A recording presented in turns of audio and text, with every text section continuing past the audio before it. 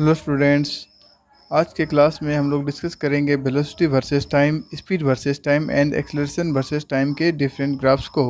और इससे पहले वाले वीडियो में हम लोगों ने डिस्कस किया था पोजीशन वर्सेस टाइम के ग्राफ्स को। चलिए हम लोग स्टार्ट करते हैं आज के क्लास में। And first graph that is velocity versus time graph for uniform motion. Uniform motion का मतलब क्या होता है? यूनिफॉर्म मोशन कहने का मतलब वेलोसिटी इज सेम। थोड़ा आपको समझना होगा कि ये यूनिफॉर्म मोशन क्या है। तो इसके डेफिनेशन पर अगर आप जाते हैं, equal distance in equal time, और ये आप कह सकते हैं equal displacement in equal time, that is called uniform motion. That motion is called uniform motion. और ये जो आप देख पा रहे हैं equal displacement in equal time, इसका क्या मतलब है? With passing time velocity is remain same. हर बार जो भी सेकंड पास हो रहा है, आने वाले हर एक सेकंड में जो डिस्प्लेसमेंट है वह सेम रह रहा है। तो हम कहेंगे कि जो भी पासिंग टाइम है, इस पासिंग टाइम में वेलोसिटी कंटिन्यूसली सेम रह रहा है, और this velocity is called constant velocity, और we can say uniform velocity. So अब आपको समझ में आ गया कि अगर कोई बॉडी यूनिफॉर्म मोशन में है तो उसका करस्पॉन्डिंग वेलोसिटी वर्सेस टाइम का ग्राफ कैसा होगा। तो आप जैसा देख पा रहे हैं, this will be straight and parallel to time axis. तो कैसे यहाँ आप लोगों ने समझा कि ये जो लाइन है स्ट्रेट होगा। सो आप इसे ऐसे समझ सकते हैं कि ऑब्जर्वर सपोज ऑब्जर्वर किसी गाड़ी में बैठा हुआ है, और वह अपने बगल के ड्राइवर के सामने जो उसका स्पीडोमीटर लगा हुआ है उसको वॉच कर रहा है, और उसे मन हुआ कि अब मैं वॉच करूं। उसकी मनसा हुई कि अब मैं जो स्पीडोमीटर है उसके रीडिंग को मैं देखूं। तो उसने देखा कि उस पर जो वेलोसिटी का रीडिंग है वो दिखाई पड़ा सपोज 20 मीटर पर सेकेंड। अब वह अपने बगल में घर रखे घड़ी को भी देख रहा है, तो अगले एक सेकंड में फिर से 20 मीटर पर सेकेंड, फिर 20 metre per second. Time continuously पास कर रहा है, लेकिन जो वेलोसिटी है वह कंटिन्यूसली 20 मीटर पर सेकेंड की स्पीड से ही वह गाड़ी जा रही है। तो जो भी हमारा ग्राफ मिलेगा वह ग्राफ इस ढंग से मिलेगा, और हम लोग कहेंगे this is the graph for constant velocity and we can say for uniform motion. चलिए इसके बाद हम लोग इस ग्राफ के अंदर में एक और जानकारी वाली चीज़ों को भी स्टडी करेंगे, and that is area under velocity time graph between time and. चलिए ये हम लोग यहाँ तक बात करते हैं area under velocity time graph क्या हमें मिलता है। जो एरिया बनता है इस ग्राफ के नीचे, तो आप देख पा रहे हैं हमने एक छोटा सा एरिया को यहाँ पर इस तरह से कलर कर डाला है, एंड दिस इज़ ABCD। ये हमें क्या देने वाला है, तो इसे हम लोग फाइंड करने के लिए तरीका पर अपनाएंगे। So area, this is what, this is a square, और we can say this is a rectangle. Suppose this is a rectangle. So हम जानते हैं इसका रेक्टेंगल का जो फॉर्मूला होता है that is length into breadth. और आप पहले हम लोग यहाँ पर आते हैं। So this is AD into DC। AD, where is AD? So this is AD, and this is okay DC। AD into DC what is written in the formula. और आप इसे कर सकते हैं लेंथ इंटू ब्रेथ। और ये जो length है इसका डायमेंशन आपको कहाँ देखना है, तो यह डायमेंशन आपको इधर देखना है, and this is V-0, that is V। AD की जगह पर आप V लिखेंगे, and this DC is what, this is T2 minus T1। This is T2 minus T1, क्योंकि ये T2 कहाँ से है, तो ये तो ओरिजिन से है, और ये T1 ओरिजिन से है। So this time interval is T2 minus T1। सो आप उसी वैल्यूज को यहाँ पर बैठाएंगे AD और DC पर, तो आपको ये फॉर्मूला मिल जाएगा। और ये V क्या है, V इज़ वेलोसिटी, एंड ये क्या है, तो दिस इज़ टाइम इंटरवल, और we can say simply time. और आपको मालूम है वेलोसिटी इंटू टाइम क्या होता है, दिस इज़ डिस्प्लेसमेंट। तो देखिए यहाँ पर आपके कंक्लूजन सामने आता है। What do we get area under velocity time graph. So area under velocity time graph gives displacement. आपका जो इम्पोर्टेंट बात है वह आपने यहीं पर देख लिया है, दिस गिव्स डिस्प्लेसमेंट। जैसा भी वेलोसिटी टाइम का ग्राफ बने, उसके अंडर में जो भी एरिया बनेगा that area will give always displacement. चलिए आगे हम लोग बढ़ते हैं। Next is also a graph of velocity versus time. अब है कि इस ग्राफ में आप क्या देख पा रहे हैं, तो ग्राफ के नोटेशन को देखते हैं हम लोग। This is velocity time graph for uniform acceleration. Uniform acceleration का मतलब क्या होता है? एक्सेलरेशन का मतलब पहले हम समझते हैं that is change in velocity पर सेकेंड। वेलोसिटी चेंज होना चाहिए। पिछले बार वाले में हमने देखा कि वेलोसिटी चेंज नहीं हो रहा है, वह कांस्टेंट है, कंटिन्यूसली वह कांस्टेंट है।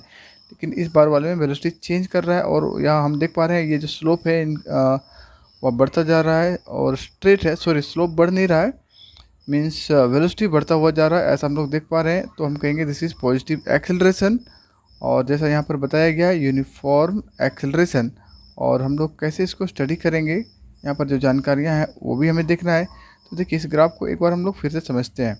देखिए ऑब्जर्वर ने इस बार क्या ऑब्जर्व किया है, तो सपोज़ फिर से हम लोग उसी तरह से बात करते हैं कि ऑब्जर्वर किसी गाड़ी में ड्राइवर के बगल में बैठा हुआ है, और क्या होता है कि जब वह सडनली सपोज़ वह सो रहा है और उसे उसकी नींद खुलती है, तो वह सडनली देखता है कि जो जिस गाड़ी में वो बैठा हुआ है उसकी रफ्तार 40 मीटर पर सेकेंड है। अब वह कंटिन्यूसली वॉच कर रहा है उस गाड़ी की स्पीड को, तो धीरे धीरे वह 40 से 50, 50 टू 60, 60 टू 70, 70 टू 80 ऐसा करते करते पर एक सेकेंड में वो बढ़ रहा है। इसका मतलब जो ग्राफ बनेगा इस कॉरस्पॉन्डिंग रीडिंग का वो स्ट्रेट लाइन होगा। और अगर आप इस लाइन से चाहते हैं कि आप एक्सेलरेशन फाइंड करें, तो आपको समझ में आ रहा है क्योंकि ये स्ट्रेट है, तो जो एक्सेलरेशन मिलेगा वह यूनिफॉर्म होगा। और जैसा कि हम लोगों ने सीखा था पिछले वाले में पोजीशन वर्सेस टाइम में कि स्लोप क्या देता है, या फिर आप याद करिए डिस्टेंस वर्सेस टाइम के ग्राफ के स्लोप से आपको क्या मिलता है, तो इट गिव्स स्पीड। और वेलोसिटी वर्सेस टाइम के ग्राफ का जो स्लोप होता है उससे आपको मिलता है वेलोसिटी। लेकिन यहाँ पर वेलोसिटी है, टाइम है, इसका जो स्लोप बनेगा दैट इज़ थीटा। आप यहाँ से टेन थीटा फाइंड करिए, that tan theta is slope of the graph. और या टेन थीटा क्या देने वाला है, दिस विल गिव एक्सेलरेशन। आप कहीं पर भी इसके स्लोप को फाइंड करिए, इस पोजीशन पर फाइंड करिए, या anywhere you if you can check it, you will get same slope.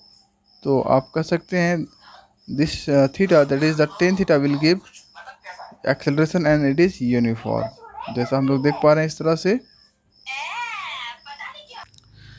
Next we'll discuss on velocity versus time graphs, different types of velocity time graphs. So first is for a body moving with uniform velocity. अभी हम लोगों ने देखा था जो graph वह uniform velocity का था, जिसे हम लोग कांस्टेंट वेलोसिटी भी कहते हैं।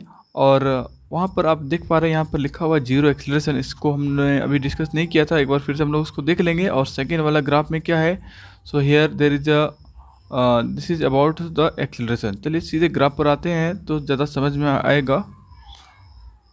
ओके राइट, चलिए।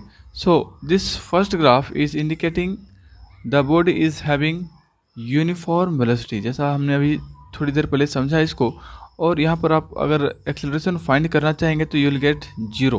क्यों है, तो आप एनालाइज करिए। सपोज इस पोजीशन पर 40 मीटर पर सेकेंड का वेलोसिटी है, अगले एक सेकेंड में आप चेक करिए अगेन 40 मीटर पर सेकेंड। कैसे आप समझ रहे हैं 40, तो ये जो वेलोसिटी है वाई एक्सिस में है, और आपको यहाँ से इधर नीचे की तरफ चेक करना होगा। This distance is everywhere constant. आप किसी भी दो पोजीशन पर चेक करिए तो you will get the same velocity at any moment. तो आप जब फाइंड करेंगे v minus you by T, v और u दोनों सेम है, so it will have zero acceleration. चलिए ये आपको समझ में आना चाहिए इस तरह के ग्राफ में क्या एक्सेलरेशन होगा। नेक्स्ट आप देख पा रहे हैं here velocity is increasing uniformly, velocity is increasing uniformly. कैसे आप समझ रहे हैं यूनिफॉर्मली, तो सबसे पहले आप स्ट्रेट लाइन देख पा रहे हैं, ये कैसे हुआ होगा इसको मैं पहले आपको समझाऊंगा। तो आप यहाँ से जीरो से जैसे एक सेकंड बढ़ेंगे तो उसका कॉरस्पॉन्डिंग ये वेलोसिटी में कितना इंक्रीमेंट आया वो आप चेक करिए। फिर अगले एक सेकंड में आगे राइट बढ़िए और उसका कॉरस्पॉन्डिंग वेलोसिटी को भी साथ साथ बढ़ाइए। तो आप देख पा रहे हैं कि आपका जो वेलोसिटी है वह यूनिफॉर्मली, अगर मैं आपको ऐसे समझाऊं कि एक सेकंड में 1 मीटर पर सेकंड का वेलोसिटी बढ़ा, अगले एक सेकंड में फिर 1 मीटर पर सेकंड का वेलोसिटी बढ़ा, फिर अगले एक सेकंड में फिर 1 मीटर पर सेकंड का वेलोसिटी बढ़ा। तो इस तरह का केस होगा। स्टार्टिंग में क्या है, तो इस वाले ग्राफ में हम लोग बात करेंगे कि जब बस में देखा गया, तो आप ऐसे समझ सकते हैं कि आप किसी बस में बैठे हैं ड्राइवर के बगल में और बस खड़ी थी। सडनली बस स्टार्ट हुआ, ड्राइवर ने स्टार्ट किया तो आपको मालूम हो गया कि अब बस चलेगी। तो आपने रीडिंग देखना शुरू किया तो आपने देखा कि अभी तो चली नहीं है, means 0 metre per second reading आपको दिखाई पड़ रहा होगा। और समय पास होता गया, अगले एक सेकेंड में 1 मीटर पर सेकेंड, अगले एक सेकेंड में 2 मीटर पर सेकेंड, नेक्स्ट अगले सेकेंड में 3 मीटर पर सेकेंड। इसका जो वेलोसिटी बढ़ रहा है वह यूनिफॉर्मली बढ़ रहा है। तो इस तरह का आपको ग्राफ मिलेगा। हाँ, लेकिन यहाँ पर आपको ये जानना है कि इसमें तो आपने बता दिया कि एक्सेलरेशन 0 है, लेकिन यहाँ पर एक्सेलरेशन क्या होगा? क्या यहाँ पर भी 0 होगा? तो नहीं, 0 होगा। आप ऐसे समझ सकते हैं कि यहाँ पर सपोज 0 है और किसी एक पोजीशन पर आप लीजिए, तो अगर आपको एनालाइज करना है इस वाले पोजीशन पर, तो यहाँ पर आप कहेंगे सपोज यहाँ पर जो वेलोसिटी है वो 40 मीटर पर सेकेंड है, और जो भी टाइम होगा सपोज 5 सेकेंड है, इसके नीचे का जो टाइम है इस पोजीशन पर या 5 सेकेंड है suppose. Okay, this is not clear. Okay, now it is clear. तो हम कह सकते हैं here velocity is 0 and here velocity is 40 metre per second and this time is 5, this time interval is 5। तो हमें क्या करना पड़ता है? v minus u divided by time. तो हमें मिलेगा 40/5 that is 8 metre per second square. तो हमने देखा कि यह 8 मीटर पर सेकेंड स्क्वायर हमें यहाँ मिला। क्या आप अगर यहाँ चेक करेंगे तो क्या ये वैल्यू कोई डिफरेंट होगा इस वाले हाइट पर? ऐसा आपको लगता है? No, acceleration will not be differ in other point because slope is same everywhere, slope is same। आप देख पा रहे हैं कि हर जगह यह जो स्लोप है, जो यह एंगल है, वह तो सेम है। आप इस ट्राइंगल को छोटा बना करके इसके स्लोप को फाइंड करिए, बड़ा बना कर फाइंड करिए। Everywhere you will get the same acceleration. Okay, तो इस ग्राफ से हमने समझ लिया कि इसके स्लोप से हम किसी मूविंग बॉडी का एक्सेलरेशन फाइंड करते हैं। एक बात और साथ साथ आपको जान लेनी है कि सपोज इसी में एक और ग्राफ को ड्रॉ किया गया है, किसी दूसरे मूविंग बॉडी को साथ साथ इसी ग्राफ में इंडिकेट किया गया है, और उसका जो ग्राफ का जो लाइन है वह भी यूनिफॉर्म है, लेकिन जो स्लोप है वह कुछ ये ना हो करके ये इसके इस पार इस डायरेक्शन में होगा या फिर इस डायरेक्शन में होगा। तो आपको बतलाना होगा कि ये जो एक्सेलरेशन है ये वाले का ज़्यादा होगा, या अगर इधर बी है तो बी वाले का, या इधर सी है तो सी वाले का। तो आपको ध्यान रखना है, higher the slope higher will be the acceleration. और ये जो सी इधर है एक लाइन, सी वाले मूविंग बॉडी का एक्सेलरेशन ए और इस बी से ज़्यादा होगा। तो ये आपको याद रखना है। नेक्स्ट हम लोग नेक्स्ट अभी हमारा जो टॉपिक है कंटिन्यूसली वेलोसिटी वर्सेस टाइम पर चलेगा, और बहुत तरह के ग्राफ को हमें समझना है। Number 3 that is the straight line VT graph does not pass through the origin, the body has initial velocity. अब देखिए, इसको आप एक छोटे से स्टोरी के साथ समझ सकते हैं कि जैसे आप बस पर बैठे हुए थे और गाड़ी चल रही थी, सडनली आपको मन हुआ कि मैं थोड़ा रीडिंग को नोट कर लूँ। तो आपने क्या देखा कि बस की स्पीड जब मैं देख पा रहा हूँ तो वह 20 मीटर पर सेकेंड है।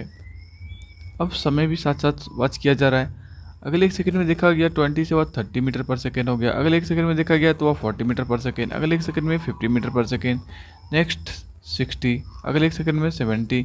तो इस तरह से आप देख पा रहे हैं कि ये जो वेलोसिटी का इंक्रीमेंट है वह इक्वल टाइम के साथ इक्वल इंक्रीज कर रहा है।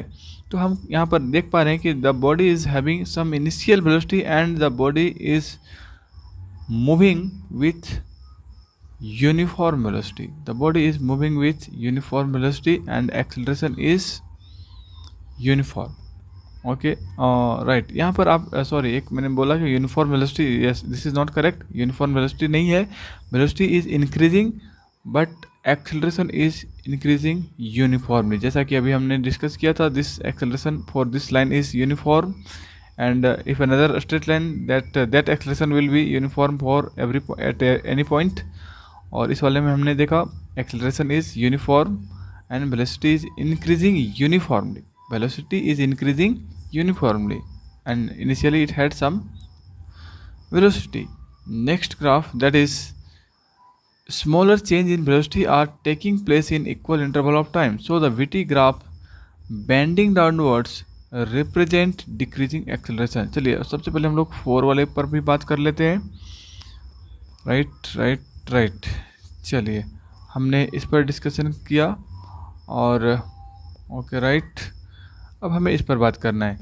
Greater change in velocity are taking place in equal interval of time, so the VT graph bending upward represent an increasing acceleration. देखिए इस स्टेटमेंट को समझना होगा कि क्या कह रहा है कि velocity taking place in equal interval of time and bending upward represent. थोड़ा आपको ऐसे समझने में इजी नहीं भी हो रहा होगा तो इस ग्राफ को देखिए, जो ग्राफ है स्ट्रेट नहीं है, ये जो बैंडिंग है अपवर्ड है। आप इसको कैसे समझेंगे, यहाँ पर कह रहा है कि ये जो एक्सेलरेशन है वह इंक्रीजिंग है, एक्सेलरेशन इंक्रीजिंग है। कैसे, तो आपको मैंने बताया कि जो वेलोसिटी वर्सेस टाइम का ग्राफ होता है उसका जो स्लोप होता है आपको एक्सेलरेशन देता है। स्ट्रेट लाइन वाले को तो आप एक ही बार कहीं से फाइंड करिए सेम होगा, चेंज नहीं करता है। लेकिन अगर यह कर्व लाइन हो इस तरह से तो आपको अलग अलग पॉइंट पर अलग अलग एक्सेलरेशन फाइंड करना होगा। सपोज आप इस पोजीशन पर एक्सेलरेशन फाइंड करना चाहते हैं तो आपको एक टेंजेंट ड्रॉ करना होगा। उस टेंजेंट पर आपको एक ट्रायंगल बना करके tan theta that is the slope perpendicular height by base, ऐसा करके आपको जो करस्पॉन्डिंग एक्सेलरेशन है उसको इस पोजीशन पर आपको फाइंड करना होगा। फिर अगर आप यहाँ पर भी एक टेंजेंट ड्रॉ करिए और इसे भी आप फाइंड करने का प्रयास करिए तो आप पाएंगे the slope at this position is greater than this, it means acceleration at this position is greater than this and this. तो जैसा कि हम देख पा रहे हैं according to this slope acceleration is increasing, और हमें यहाँ पर यही बात बताना है कि we are seeing that the body moving with increasing acceleration. Next is number 5. Smaller change in velocity are taking place in equal interval of time. Okay, no problem. So the velocity time graph bending downwards और decreasing acceleration कैसे है, तो थोड़ा समझिए। पहले वाले में क्या हुआ, तो ग्रेटर चेंज था वेलोसिटी में। आप यहाँ देख पा रहे हैं कि वेलोसिटी का जो चेंज है वह 0 से 5 metre per second, 5 to 12 metre per second, 12 to suddenly 20 metre per second, 20 to suddenly 80 metre per second, 80 to suddenly 100 metre per second, ऐसे करके वो इंक्रीज कर रहा था। लेकिन इस बार क्या होगा, ये जो वेलोसिटी में चेंज है वो स्मॉलर है।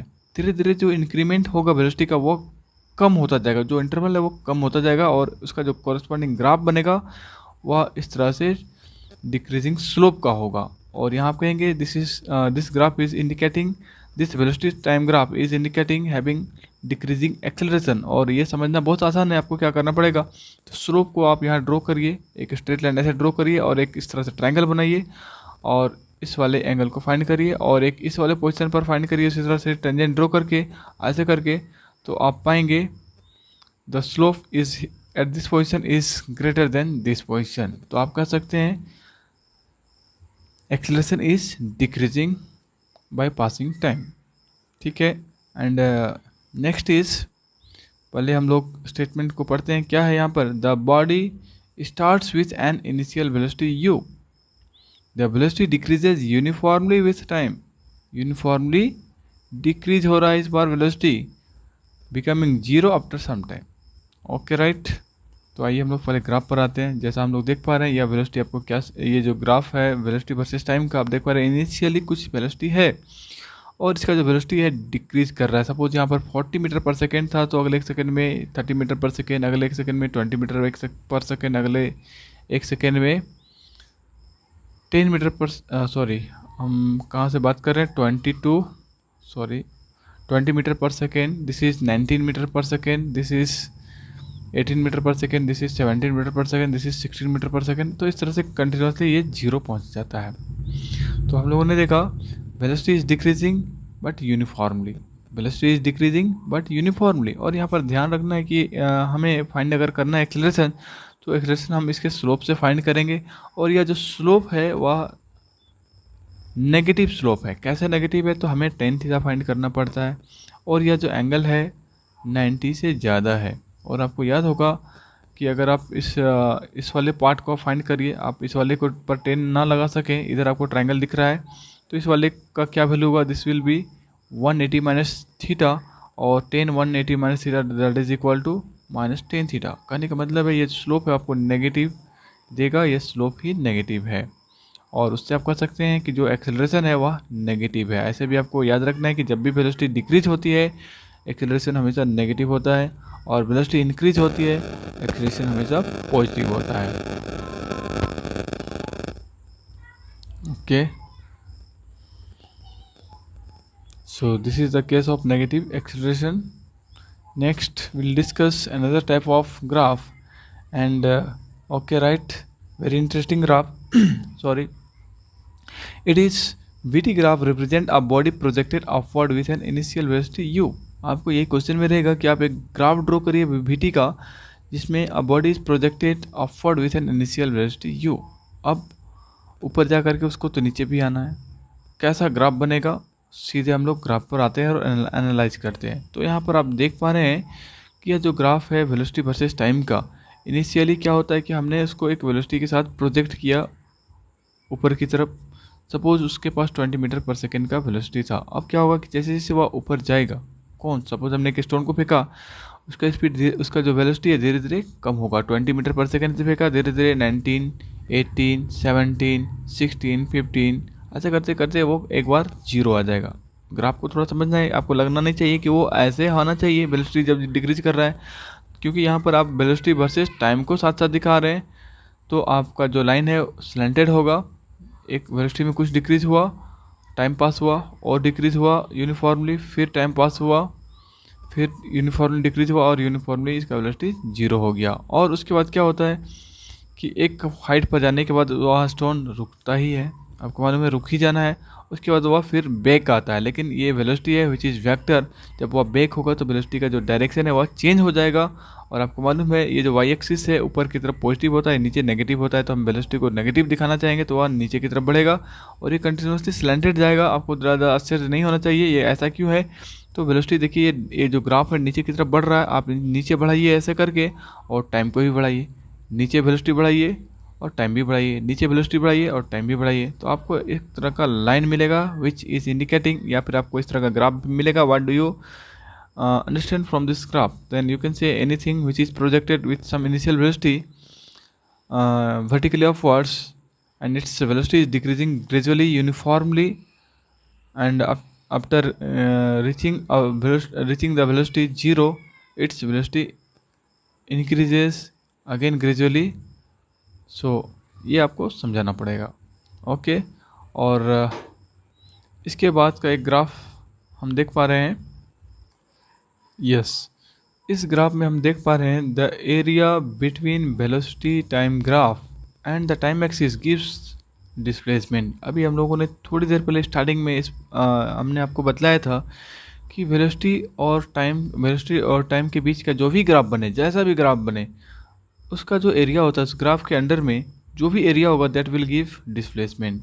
और इस डिस्प्लेसमेंट को, क्योंकि आपको बहुत सारे क्वेश्चंस मिलेंगे इस टॉपिक के अंदर में कि आपको फाइंड करना है डिस्प्लेसमेंट, और इस वाले ग्राफ में खास करके अगर आपको फाइंड करना है तो आप कैसे फाइंड करेंगे। और ये ज्योमेट्रिक शेप कुछ ऐसा नहीं है, फिलहाल आप समझिए ये जो एरिया है 1 है, ये 2 है और ये 3 है। टोटल डिस्प्लेसमेंट क्या होगा, तो आपको ध्यान रखना है कि जो ऊपर पॉजिटिव है उनको पॉजिटिवली जोड़िए और जो नेगेटिव है उसको आप घटा दीजिए। So displacement will be as given, so it will be area of 1 minus area of 2 and plus area of 3। और इसे आप डिस्टेंस भी कर सकते हैं। सॉरी नो, डिस्टेंस आपका थोड़ा अलग होगा। इस ग्राफ से हम डिस्टेंस भी फाइंड कर सकते हैं, राइट। ओके, तो डिस्टेंस कैसे फाइंड करेंगे, तो जो हमारा पॉजिटिव है वो भी हमें उसके एरिया को भी हम फाइंड करेंगे, दैट विल गिव डिस्टेंस। और जो हमारा नेगेटिव है उस वाले को भी हमें जोड़ना होगा, क्योंकि डिस्टेंस में क्या होता है हमें मालूम है कि बॉडी का जो भी डिस्टेंस ट्रेवल है वो किधर भी जाए, कैसे भी जाए, actual path that is called distance. और उसको ध्यान में रखते हुए हमें टोटल एरिया को जोड़ना है।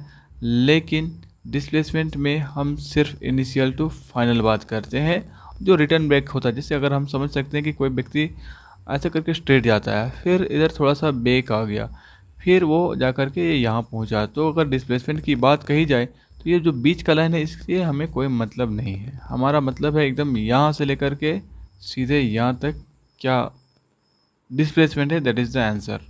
तो इसी चीज़ को हम ध्यान में रखते हुए जो हमारा पॉजिटिव ले है उसी पर हम डिस्प्लेसमेंट फाइंड करेंगे। और अगर हमें डिस्टेंस बात करना है तो एक्चुअल डिस्टेंस को ध्यान में रखते हुए हमें टोटल एरिया जो भी एरिया बने उस एरिया को हम फाइंड करेंगे। चलिए, इसके बाद हमें स्टडी करना है 2-3 ग्राफ्स हम स्टडी करेंगे स्पीड वर्सेस टाइम का।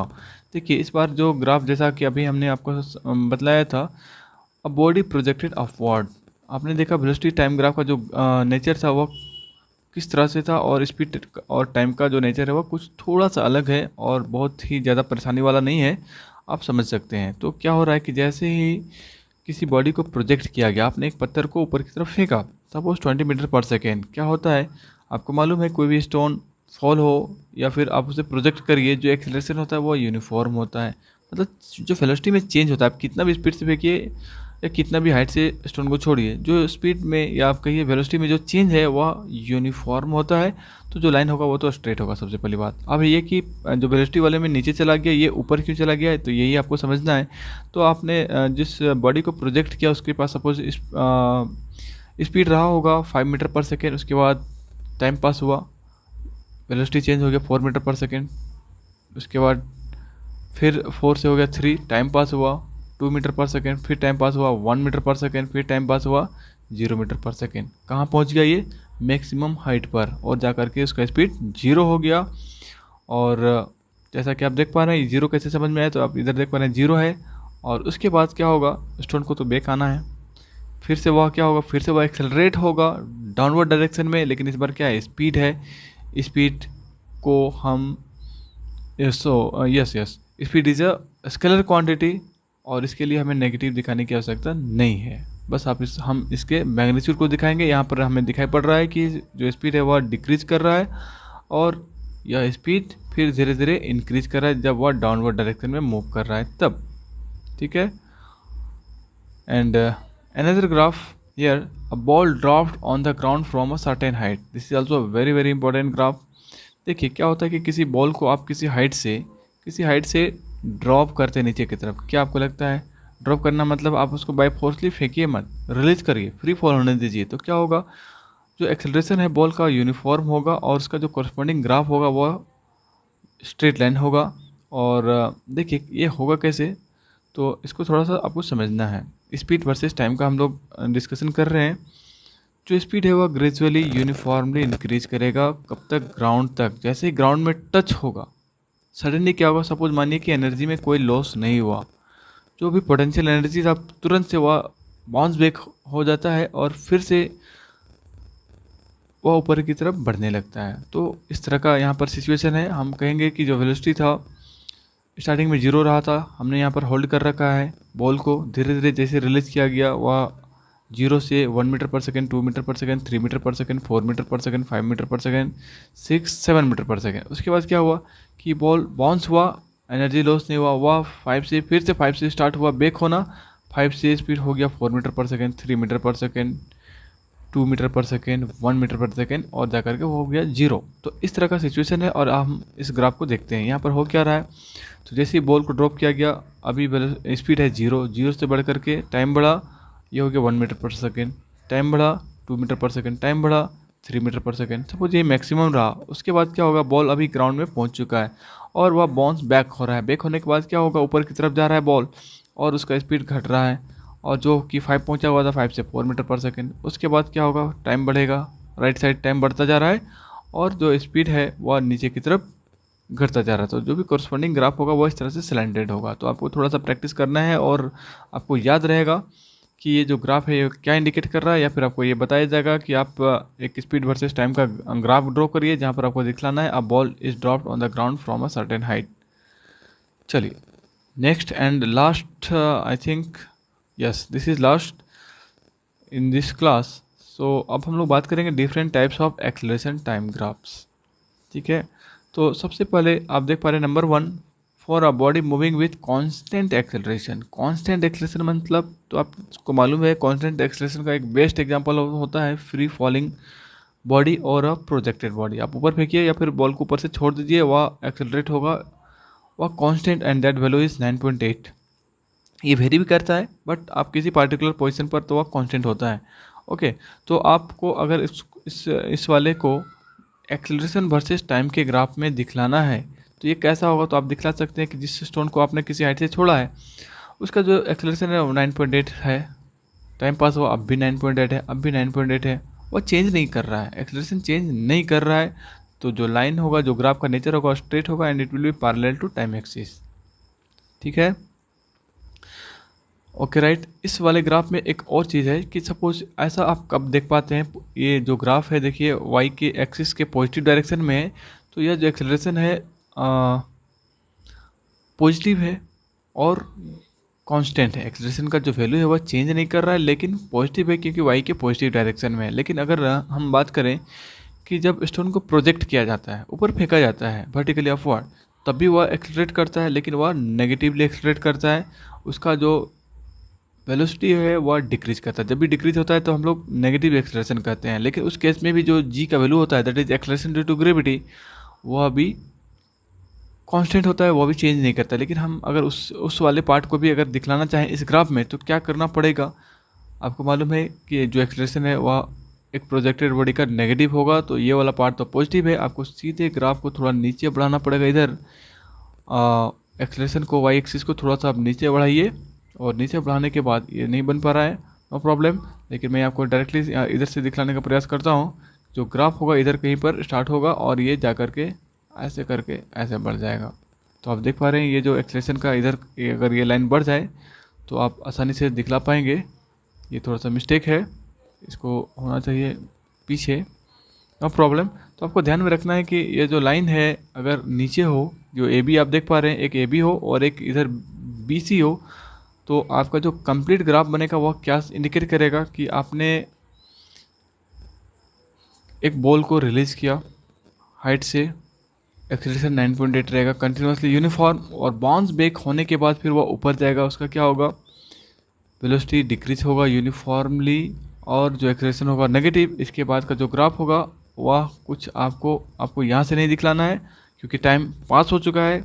अब का जो ग्राफ होगा वह यहाँ से स्टार्ट होगा और ये लाइन इधर से बढ़ेगा। थोड़ा सा आपको दिमाग लगाना होगा, बहुत इंटरेस्टिंग है।